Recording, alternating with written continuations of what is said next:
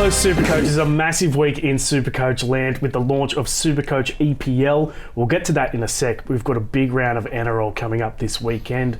Rob, Sutherland, how's your team travelling? I had a bad week last week, Tommy. It was one of those ones because I didn't have Edwards, right? And back in my rookie days of playing, it would ruin my whole weekend. But now I'm aware that, like, you give it time, things even out, like it all works out. Like, I didn't get Edwards, but I picked up Lomax. He scored 94, ended up behind. You and I were 1 point separated. Now you've got like 120 on me, but I'm reasonably confident I'll pull that back. I hadn't even looked. I hadn't even you're such a big man on campus. It's good to see you nice and relaxed, though. That's for I'm sure. relaxed, yeah. Jett, how's your team travelling? Yeah, it's going all right. I didn't have Edwards either. I dodged a few balls. Didn't have Tedesco. Traded out Mark, but yeah, didn't have Edwards for that big score. So, well, let's chat trades this week. What are you thinking?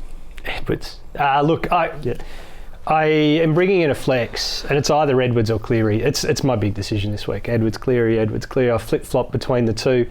I'm probably going to go Edwards with the thought that I'll maybe get Cleary in another week, but Edwards and Hamoli or Lokoatu are coming in.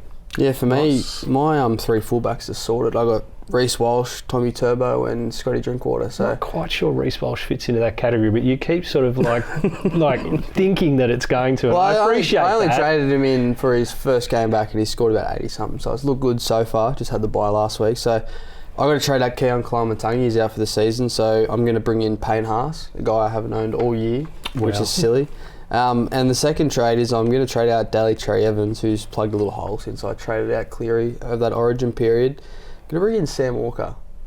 No. We'll get to it part of the week, but he really caught my eye last Friday live at the ground at Shark Park. So yeah, I'm going to go a little antipod on Nath Cleary and go Sammy Walker for the run home. Always good for a pod, Jett Hatton, that's for sure. I'm going to go, so Keon and Tino are injured. I've got Lomax to come in. I think he's the biggest gun that I don't currently own, and I've got the jewels to do it. So he's in. The other guy goes to enough, and then I've got Munster out, and I don't want to play Liking King Tongia. So I'm either going to go Lachlan Galvin or Jaden Campbell at $490,000. Jeez, you dropped that both, low. Yeah, both really, really good prices for those guys. So I've got to pick between them, and we'll get to that later in the show. EPL. It has launched for SuperCoach, and you were saying before that your best ever finish in any fantasy competition in the world was in EPL in circa, 2005? What are we talking? No, it wasn't 2005. I think it was like 2013, 2014, something like that. I worked here, I worked nights, and so I'd finish at like 1 o'clock on a Saturday morning, and I'm like, well, I needed to just care about EPL, which I didn't and don't. So I got a fantasy team so that I would care about it. And I asked it. Like, it was ridiculous. To come top 500 when you could barely name a player really speaks to the luck that is involved in fantasy sports to a degree.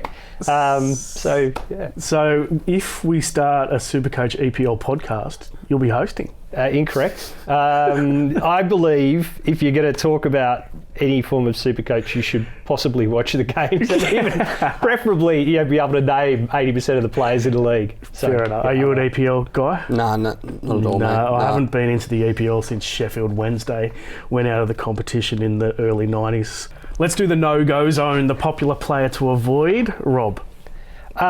Look, mine's going to be Isaiah Yeo. Everyone's looking, or a lot of people are looking for a forward because Kalamatangi. There's Hudson Young. He's the standard pick because he's got the best average of any second rower. There's Hamoli. He's coming back from injury. Really good. Pat Carrigan's really popular. Safe, reliable, dual position. Yeo is the fourth most popular second row. People are picking up, and I think it's a mistake. Yeo's one of those guys you get at the beginning, and when he's on, he's a 70-point guy, and he should average that all the way through, but he's played 230 regular season games. He's cracked 100 4 times. Hamoli's played 100 games, he's done it 6 times. Young's played 130 and he's done it 16 times. This stage of the season, chase the upside. Yep, I tend to agree with that. Isaiah Yeo shouldn't be as high as he is. What are your thoughts? For me, it's guys trading out James Tedesco. It doesn't really make sense for me. A lot of it is just sort of chasing last week's points, going from Teddy to Dylan Edwards, I'd imagine. But Over the last 2 years, Tedesco's been the best player in Supercoach, and I think Edwards' average when Cleary's in the team is substantially lower compared to what it is when he is in the team. So, yeah, obviously Edwards is still a good trade in, but I wouldn't be moving James Tedesco to him. Teddy had a dud, right? I think it was his first time under like 70 or 65 in 13 games. Yeah. For me, it's Blayke Brailey, and not because he's going well, he's absolutely killing it, but do I tear my team apart for Brailey at the price that he is, which is extremely high? I don't want to run 2 gun hookers. I want to stack the other positions like fullback. I want 3 gun fullbacks. I want to stack centre wing. So for me, I don't get the obsession with Blayke Brailey. I know that he's your boy though. Yeah, I'm a big Brailey fan. I really hope he re-signs with the Sharks too after seeing some of that. But he's going to the Dolphins. To the Bears. But yeah, he's 700k now, and he started the season maybe sub 500. So he's rise quite a bit. But like he's a genuine captain option each and every week now the way he's playing. So I wouldn't like having 2 gun hookers. So if I was making a move for Brailey, I'd potentially look to move on Harry Green or Connor Watson, one of those type of guys. Or you can sell guys with dual position as well. Yeah. Use Kalani going or something like that to get him in. But yeah, I just don't want to tear apart the entire structure of my team to get Brailey in, is my main point. Yep.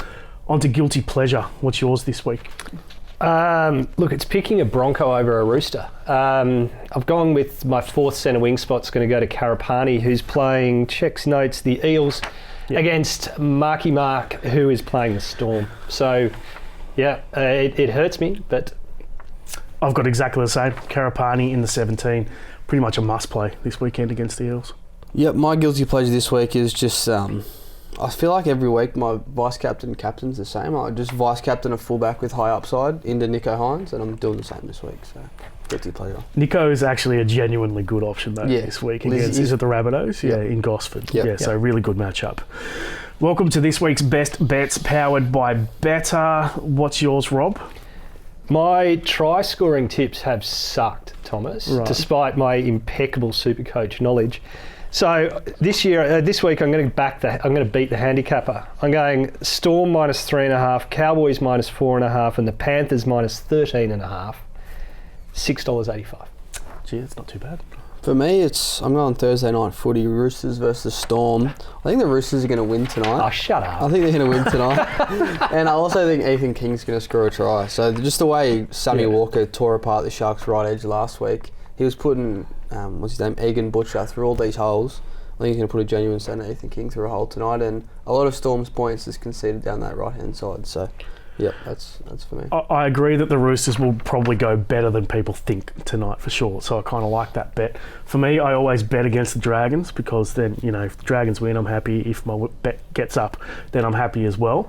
So, and it happened last week with Rinakama scoring in the 79th minute or whatever it was to get my bet up. I'm going to go, Cowboys to win. I like that Purdue's back at centre. So I've got him to score a try. You get $3.70 for that. I also like Purdue back at centre, Supercoach-wise, because it opens up Drinkwater as well. So I think their whole attack opens up now that he's back at centre. Yep, I like it. What are you really gambling with? For free and confidential support, call 1-800-858-858 or visit gamblinghelponline.org.au. Lots of questions this week. I'll put this to you, Jett, actually. I'm looking for a pod, Wilton or AJ, as in Alex Johnston. I wouldn't go near Alex Johnston with Latrell Mitchell.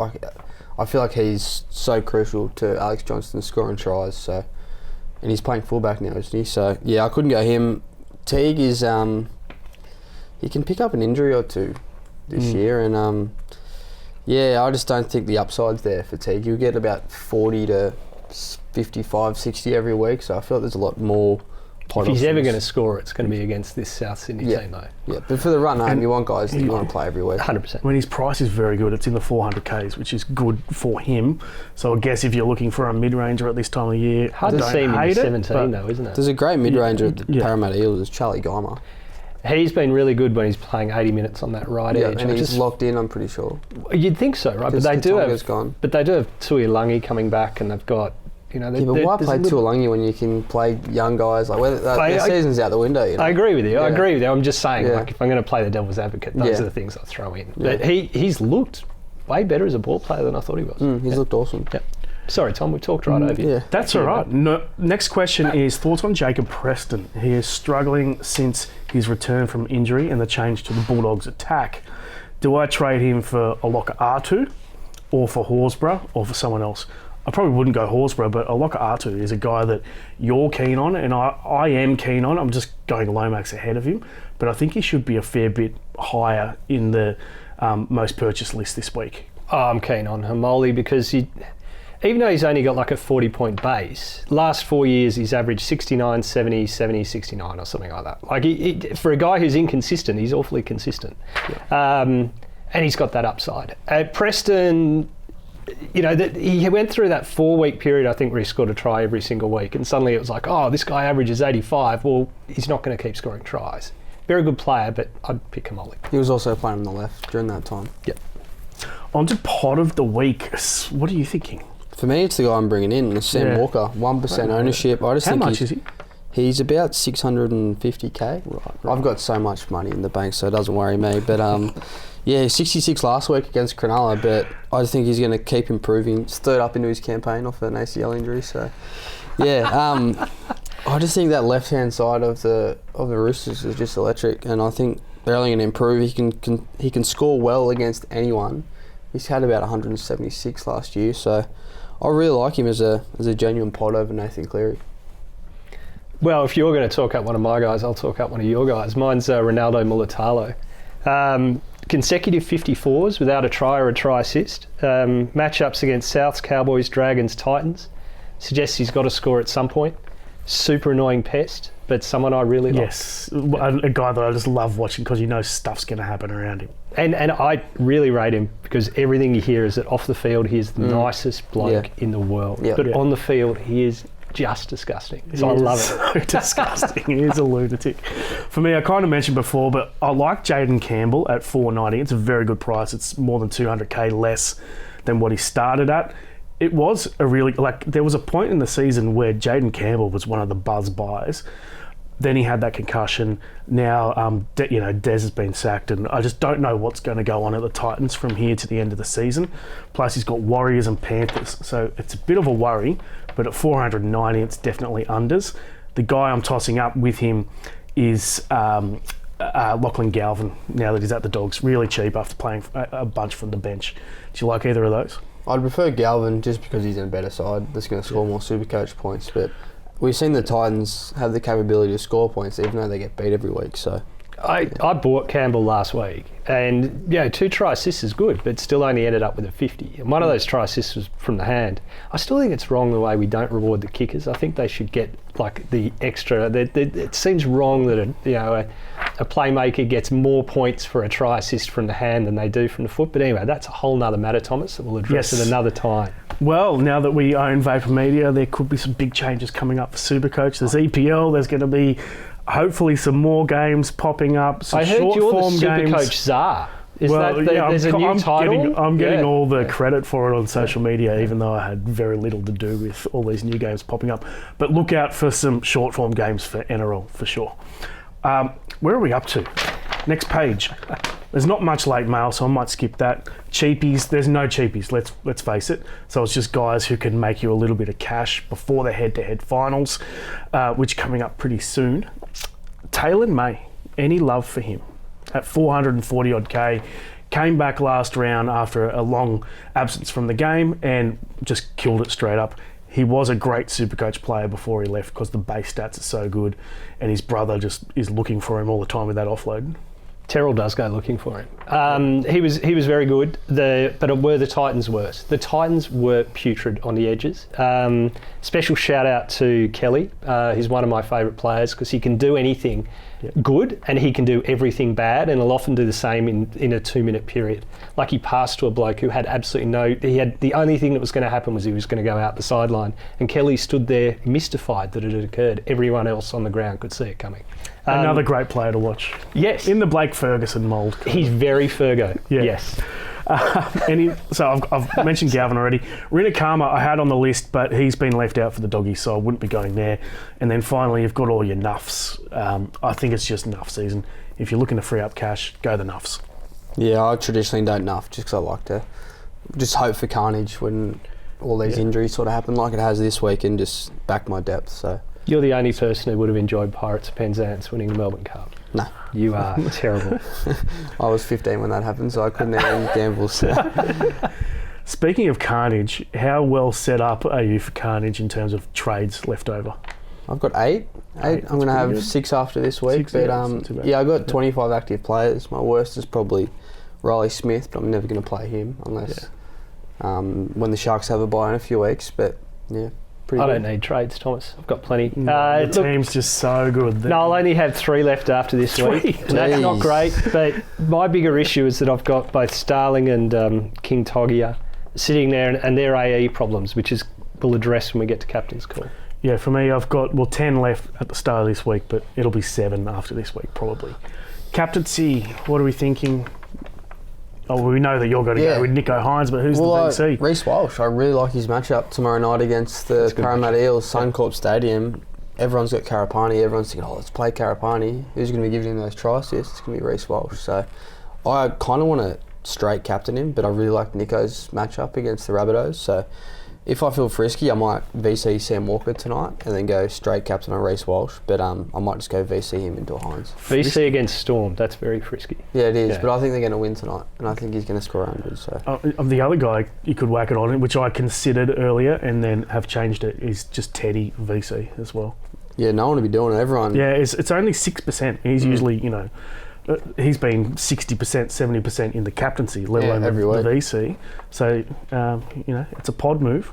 Look, you talked me out of my bloody straight C on Herbie last week, and that cost me 40 points, Tom. I understand you're trying to protect your lead, so I'm not going to listen to you at all. This week, VC Drinky against the Dragons and C Edwards against Souths are probably the smart play, but I really do like Hines. My problem with Hines as captain, say VC Edwards and captain on Hines, is that it's so late in the round that to pull that VC as a loop, I'm going to either drop Carraz or Garrick, and I don't like the idea of dropping either of them, which is where my AE issues come into play. Yep.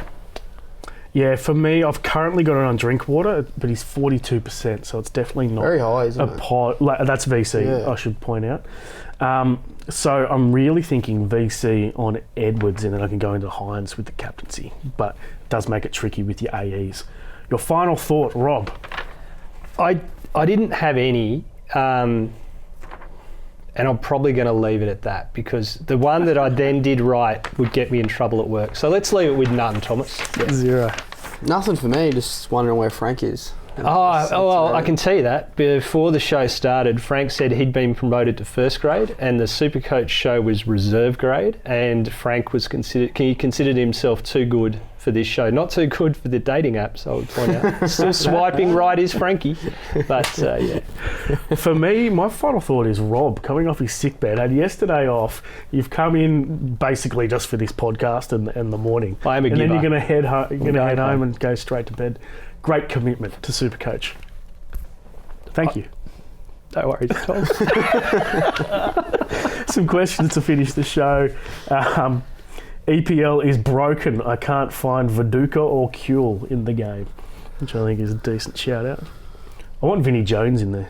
That's what I want. Yeah, I don't think you get points for punching people in the head. Red cards are minus points. And can we get... What are your thoughts on one-on-one strips being added to SuperCoach next year? Is it a rule you'd like to see? Oh, well, it's a bit of a hairy one because not all of them are clean. Yeah. Would you take points away if they miss it? But Well, I think they do. They lose it for an error, don't they? It's if they make a mistake. okay. Yeah. So I think they shouldn't. I think it should be 5 points, same as an intercept. There we go. Big thanks to Rob. Big thanks to Jett. We'll catch you next week.